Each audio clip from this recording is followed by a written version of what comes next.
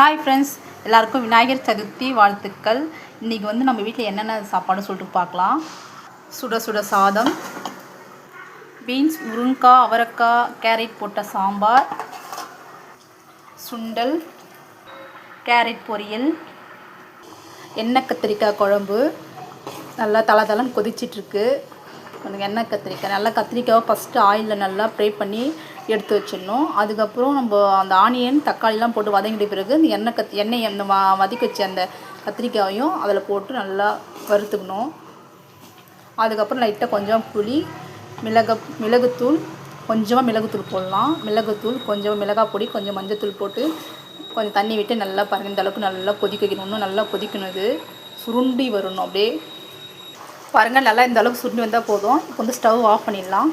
எப்படி இருக்குதுன்னு சொல்லிட்டு காமிக்கிறேன் பாருங்கள். நல்லா பாருங்கள், இந்த அளவுக்கு சுண்டி வந்தால் போதும். ஒரே ஒரு கத்திரிக்காய் மட்டும் உடஞ்சிச்சு லைட்டாக.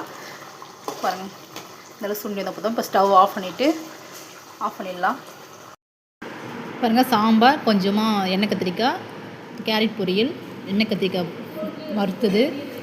வாங்க சாப்பிட்லாம்.